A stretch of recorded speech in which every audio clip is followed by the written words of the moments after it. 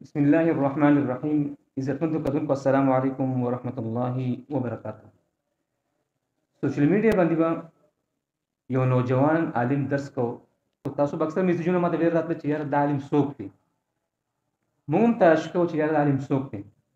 حتی کې بار خو بهر د خپل کور کې کوم افراد دي هغوی به هم وایي چې یاره د عالم سره لږ ناسته پکار ده. درس ډېر مزېدار دی، خوندور درس کوي. موږ هم دلچسپي دې کې جوړه شوه او اراده م کوله چې یاره یو موقع میلاو شي چې مولوي صاحب سره کښېنو. نن هغه ورځ الله رب العزت راوسته. دې سره موږ ناست یو. امیر ارشاد التوحید حسن ولی کنډه او تیمرګره بانی محترم جامع جواهر القرآن حضرت مولانا نذیر احمد طیبی سے حضرت شاقی سے ملاقات کو او کوم مخصوص سوالات دی هغه ورته کیو. نوجوان عالم دی او ډېر لوی کار کوي، ډېر لوی خدمات کوي، جماعتي سطح باندې قرآن کریم ډېر لوی خادم دی. نو امید دی چې دې سره به ډېر ښکلي جوابات دي او دې کې زموږ لپاره ډېر لوی سبق به هم وي. نو راځئ چې ستاسو ملاقات سره وکړو. مولانا صاحب ستاسو ډېره شکریه، ډېره مننه چې تاسو موږ له وخت راکړو. ستاسو تعارف ملګرو ته ورول غواړو. ستاسو پوره نوم څه دی؟ اولا خو ستاسو ډیر مشکور او ممنون یم چې ستاسو قیمتي وخت او ټایم موږ له راکو. الله تعالی دې تاسو له اجر عظیم درکړي او الله دې دې بدله درکړي. ستاسو دا کم حسن ژوند چې دی الله دې دا په ما باندې په صحیح معنو کې صادق کړي.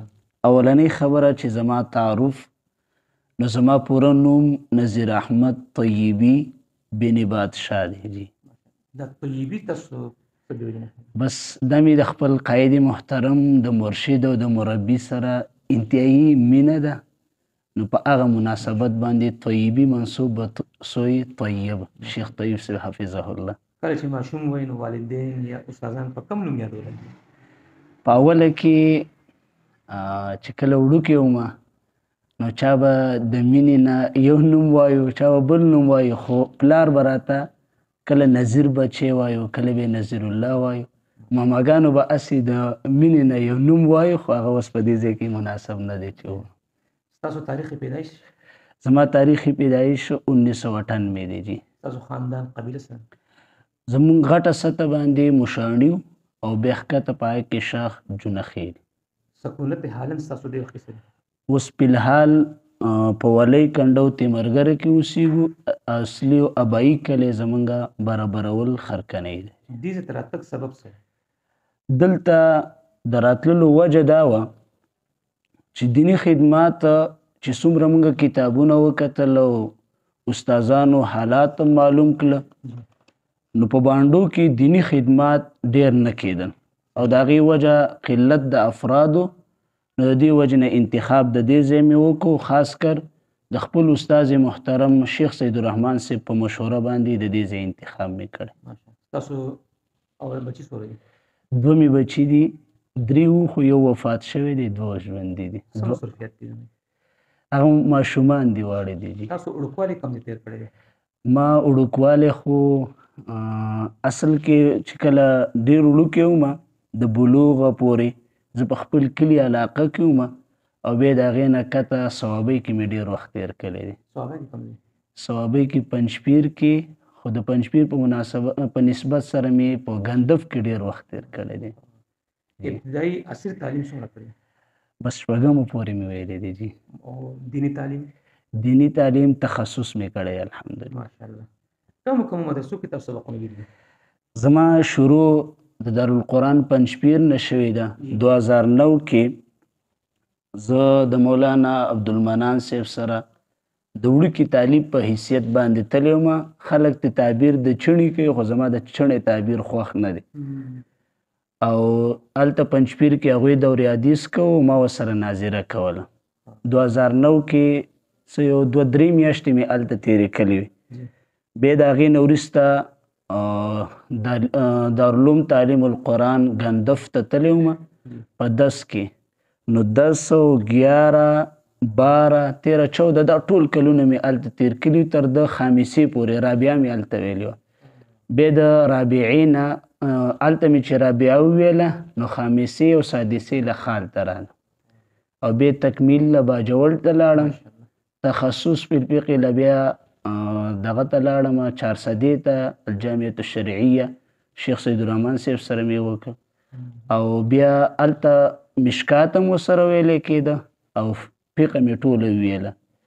بیا په هغه 3 میاشتو کې د خپل استاز زینت المحدثین حضرت مولانا شیخ صدر الشهید صاحب حفظه الله تعالی د هغې سره مې هغه 3 میاشتې دوره وکړه او بیا د هغې نه وروسته دارالقرآن پنجپیر ته لاړم. نو هلته دوره حدیث وشو او د هغې نه وروسته بیا د مفتي مسلم صاحب سره 2 کاله تخصص وشو او هلته مې 2 کاله درس هم وکړو په جامعه شریعه کې او تخصص مې ورسره وکړو. سره فراغت کوم کال تاسو راغلی؟ 2018 اخیر و. ماشاءالله. تاسو خو استادان هم ډېري جی چې قابل قدر چې تاسو تذکره کول غواړئ.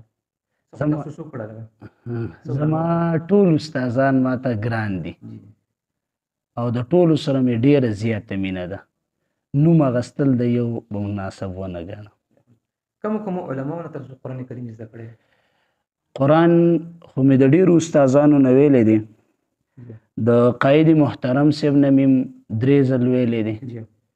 بیا ویسا ته تلم د شیخ ویسا رحمه الله نه ورسره چې کوم دی هغه د شیخ امداد الحق صاحب شیخ عبدالجبار حفظه الله تعالی او دغه رنګې مفتی مجتبی عامر صاحب مفتی شریف حسین صاحب مفتی مسلم صاحب او د شیخ القرآن او زمونږ استاز زمونږ د ضلعي امیر شیخ عبدالشکور حفظه الله تعالی او زما یو اولنی استاز په قرآن کې شهید مولانا نواب صاحب چې اوس شهید شوی الله تعالی د مراتب اوچت کړي.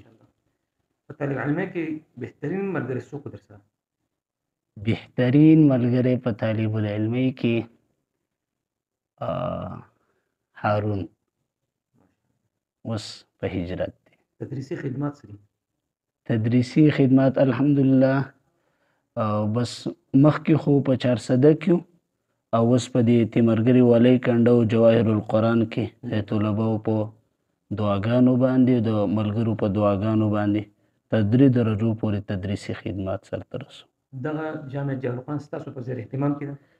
بس داسې ملګري نسبت کوي خو نور ټول خدمات زمونږ ملګری دی مولانا مجید الله صاحب هغه کوي.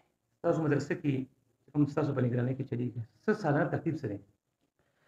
ترتیب زمونږ د سبقونو دي. زمونږ د سبقونو ترتیب دی چې په شوال کې شروع کو نو عام چې کوم د سالانه سبقونه په هغه اندازه باندې موږ خپل سبقونه امتحانات او په دې اوله او ثانیه کې زمونږ د پنجاب ته راځي او بیا چې کله جمادی الاخرى 20 تاریخ شي نو په هغې باندې بیا زمونږ دورة الفنون شروع شي او دا یې تر د رجب 15-20 پورې.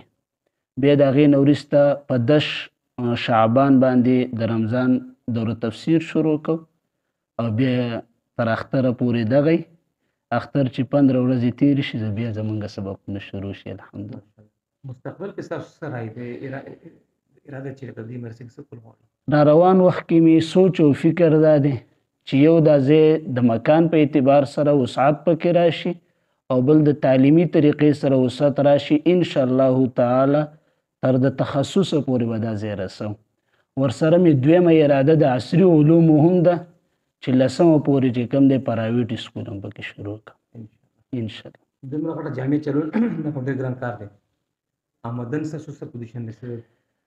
آمدن بس الله تم لوښی کلاو کړی دی خو ظاهري اسباب د دې زما والد محترم الله دې ورله ډېر عمر ورکړي سعودي عرب کې دی نو اکثر هغه د ملګرو سره ملاقات کوي او د هغې په وساطت باندې ذریعه د آمدن راځي.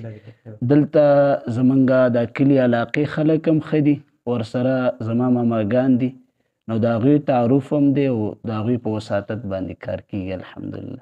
مدرسې په آس پاس کوم عوام دي تاسو سره د هغې رویې څنګه ده؟ د عوامو رویه ډېره خوندوره ده الحمدلله.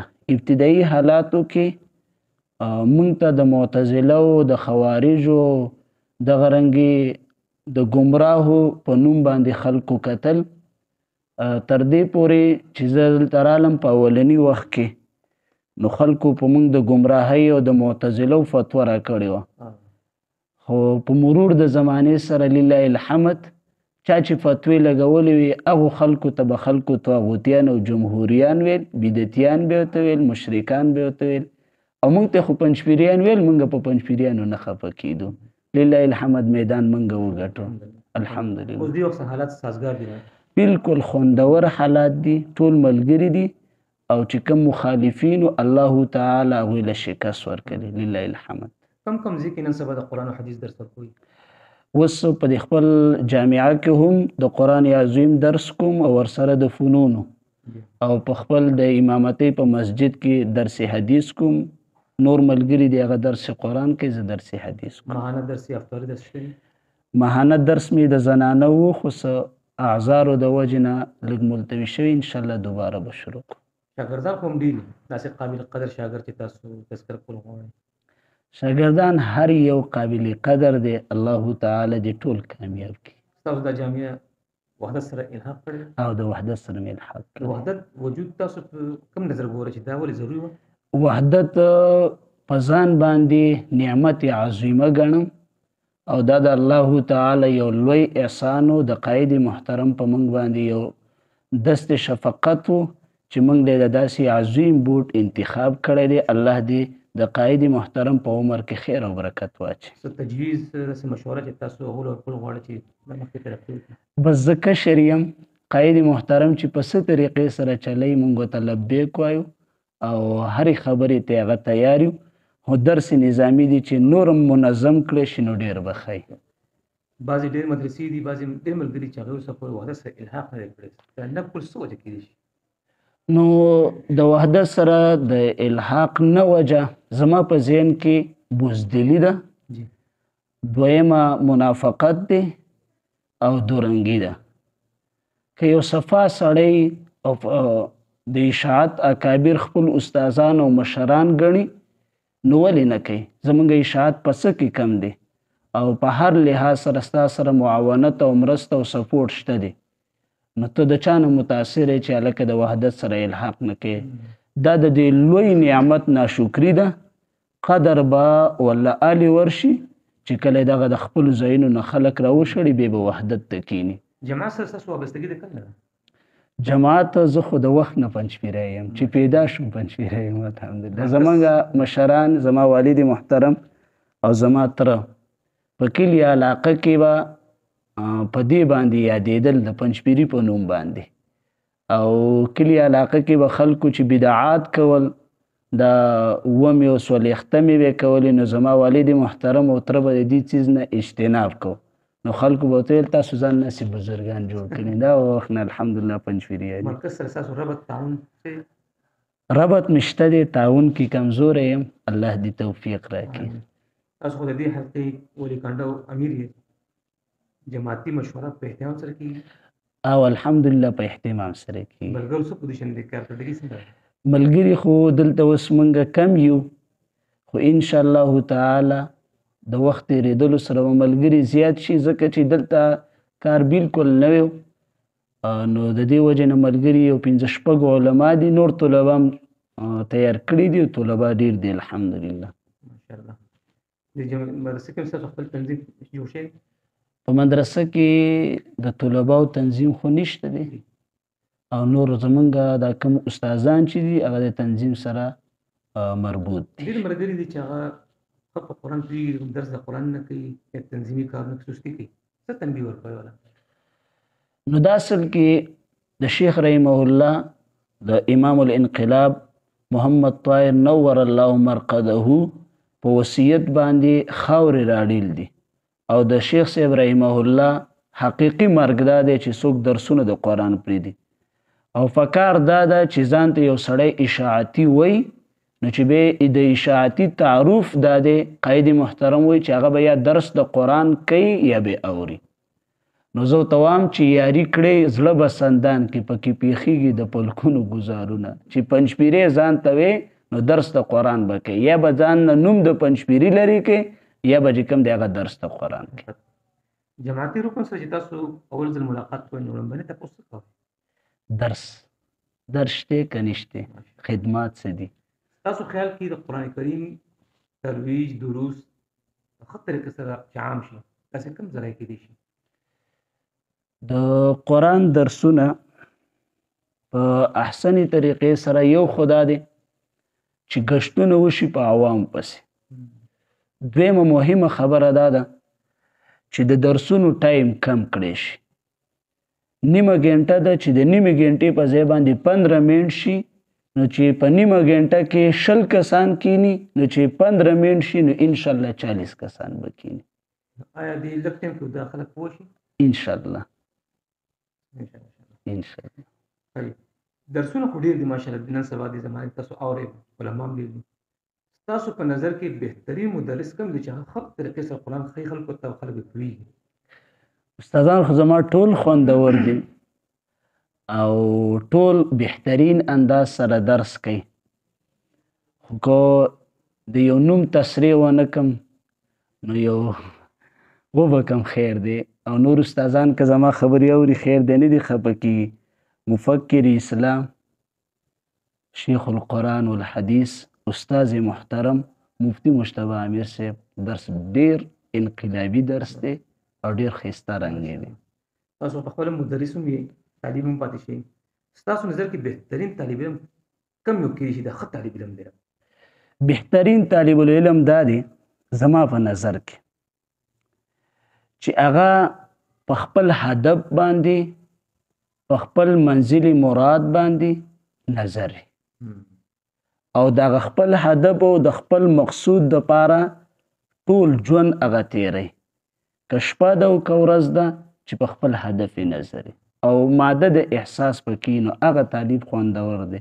خو اوس په دې دور کې دا مفقود ده. تصانیف تاسو شته؟ تصانیف خو زما په نونو کې یو کتاب لیکلی شوی تحفة الجواهر او دغه رنګې انطباق الجواهر، یو په نحوه کې دی بل په منطق کې دی. یو مسله د خلافت مې لیکلې ده او اراده مې ده په خطبات الجواهر باندې په حرم شریف کې مې شروع کړې ده. دعا کوئ چې الله توفیق راکړي چې سر دا کتابونه طبع شوي دي که لا؟ لا نه دي. جماعتي رساله ستاسو په متعلق شته د یو سره ماهانه؟ په دې کې لږ پاتې یم، انشاءالله وبشي. تاسیس د جماعت په حوالې سره تاسو کوم چې جماعت اشاعت توحید و سنت د بنیاد ولې ضروري؟ نو دا خو زمونږ استادانو مشایخو بار بار په درسونو کې ویلې دي چې کله زمونږ شیخ القرآن امام الانقلاب د دیوبندو او د حرمینو نه راغی، نو په معاشره کې د بدعاتو د شرکیاتو یو فضا جوړه وه، توحید او سنت پرې ښودلی شوی. شیخ صاحب رحمه الله ملګري راغونډ کړي وو علما، خو چې شیخ صاحب رحمه الله کم میشن او کم موقف ښوده، نو هغه علما د هغه دور د حالاتو نه او د خلکو نه مجبورو د شیخ صاحب رحمه الله هغه میشن چې د توحید او د سنتو هغه په صحیح طریقې سره نه منلی کېده. د دې وجې نه شیخ صاحب رحمه الله بنیاد د اشاعت کېښود. عقیدې مخالف سره ستاسو رویې څنګه دي؟ د عقیدې مخالف مې دومره بدې شي چې لاس میلاول سره بد ګڼم، او چې زما کم ملګري د اشاعت هغه ورسره کینی پاسي، زما په نظر کې زه هغه منافقان ګڼم او انتهایی په دې باب کې سخت یم. خاص کر د طاغوتیانو د جمهوریانو سره چې د اشاعت والا کم ملګري کینی، نو د هغه طاغوتیانو جمهوریانو نه مې زیات بدې شي. بالفرض هغه ستاسو مدرسې ته راشي سره بس عام د عرب موافق به ورسره لاس او کلام وکړو، خو نور د زړه مینه نه ورکو. کم ملکونو سفر کړی؟ سفر خو یو د سعودي عرب مې کړی دی، لله الحمد ومنه. نورو ځایونو ته افغانستان ته مې اراده ده، مینه مې ده، ملګري هم ډېر رابطه کوي او په رابطه کې دي. هغوی هم دا تمنا لري چې راشي انشاءالله تعالی. که ژوند وفا وکړه اسباب برابر شو افغانستان ته به ځم. ذریعه معاش سره؟ ذریعه معاش زما اصل کې د کور چې کوم خرج دی، نو الله تعالی دې زما والد محترم او ورونو لره خوشحالیانې ورکړي. په ما باندې د هیڅ شي بوج نشته، تر دې پورې چې ما له کپړې، پیزار او دغه رنګې زما د بچو زما د بیبي خرچم هغوی اوچتوي. الله تعالی دې خوشحالیانې نصیب کړي. نو فی الحال زما څه اسباب نشته دی. په کومه خبره ډېره غوسه راځي چې تعلیف سبق نه یادوي. په فدر کې استاد خوښاني واپس کوي نه طالب ته مسلې ته پوښتنه کوي یا آیت معنی ته پوښتنه ذهن کې نه څه جواب ورکړي. وبګورم ماشاءالله. د دې نه تاسو په روزمره طعام کې خوراک کې تاسو څه خوښوئ؟ مې خوښوم. فروټو کې څه خوښوئ؟ او فروټو کې دغه شلتالو مې هم خوښي او مڼه مې هم خوښي. دنیا کې ډېر ملکونه دي، کم ملک هم ډېر زیات خوښي؟ او ملکونو کې مې سعودي عرب ډېر خوښ دی. بس هلته پکې حرمین دي او د جانان کلی دی، په دې مې خوښ دی. پاکستان باره کې سره پاکستان ښه وطن دی خو که اسلامي نظام پکې راغلی. تاسو پرسنل معلومات باره اکثر تپوسونه کوي چې مولانا صاحب ګیره نشته، دا ولې؟ بس دا زمونږ خانداني مسله ده. دا ماشه ماته خو ښکاري چې شته اوس خو راغلی ده، ګزاره یې کړې ده جي.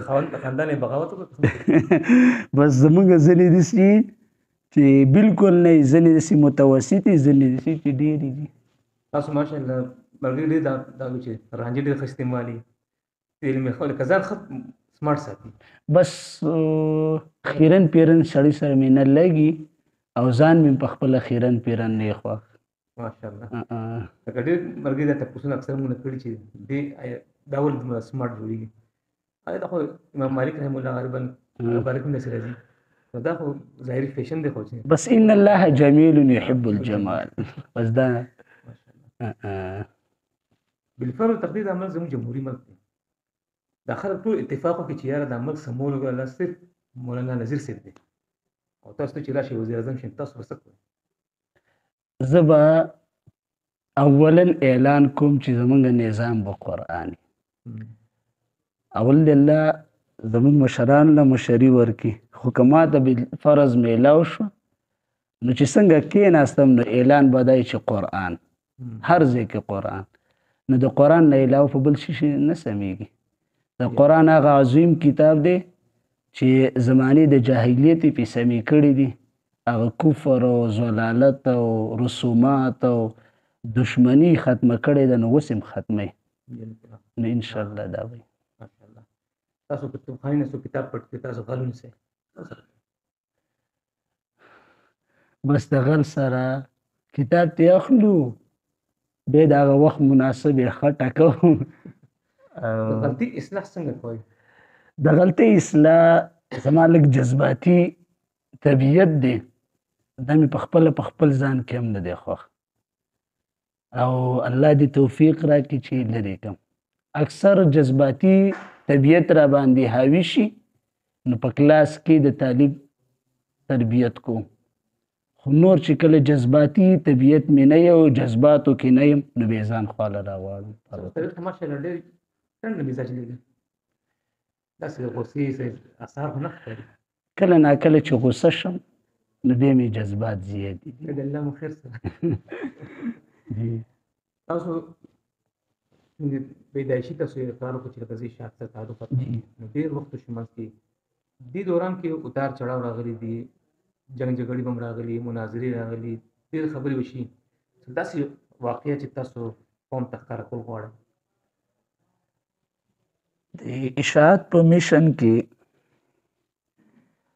زما سره اوله مشکله چې راغلی وه، یو ځای کې زموږ ملګري او د بدعتیانو تنګول، نو زه پسې چې لاړم نو د مانځه نه وروسته ما ویل تاسو کښېنئ، نو هغه بدعتي چې کوم و هغه په حرکت باندې شو چې پته ورته ولګېد چې دی د ثوابۍ نه یې راوستی، ما د ثوابۍ نه نه یم راوستی، د اخوا کلي یم. نو هغه مشکله جوړه کړه، هغه لږ خفه کړی وم چې زه په کوم نظر تللی وم نو هغه ته یې پرې نه ښودم. بیا خو د هغې نه وروسته خلکو راله لله الحمد ښه عزت وکړو. بیا چې دلته رالم نو لږه مشکله راته یو کس نیم جوړه کړې وه، خو لله الحمد هغه حالات بدل شو چې کوم خلک د دشمنۍ په نوم یادېدل اوس لله الحمد هغه زما سره د دوستۍ په نوم یادېږي. جماعتي احباب د پاره څه پیغام ورکول غواړئ؟ جماعتي ملګرو له پکار دادي چې دا کومه فتنه چې ده او دا صنم اکبر چې دی د دې مخالفت پکار دی او د دې صنم اکبر ته یو موټی او په اتفاق او په اتحاد سره ودرېدل، د حالاتو نه متاثره کېدل او د طاغوتیانو سره هیڅ قسمه اتحاد او وحدت نه اختیارول. جزاک الله خیر. عزتمنو کتونکو، امیر ارشاد توحید سنت ولی کنډه او تیمرګره بانی محترم جامع جواهر القرآن نوجوان عالم دین د هغې د خبرې تاسو واورېدې، د هغې کارکردګۍ باره کې تاسو به یقینا چې کوم سوالات تاسو کړي نو هغه حتی اوسه کوشش وکړه چې هغې ته مفید وو او هغې ډېر انتهایي په تسلۍ سره د هغې جوابات وکړو. نوجوان عالم دی، څومره خدمات دي، څومره منډې تړلې دي، دا زموږ دپاره ډېر لوی سبق دی. خصوصا هغه ملګرو چې هغه سستي کوي او خپل میشن ته میشن نه وي، او پکار هم دا دي چې دا خبرې موږ د زړه د غوږونو نه واورو او ملاتړ وکړو چې نن نه بعد موږ انشاءالله العزیز د قرآن کریم خدمت به هم کوو، جماعت خدمت به هم کوو. زه د مولانا صاحب بیا شکریه ادا کوم. مولانا صاحب ډېره مننه. جزاک الله خیر.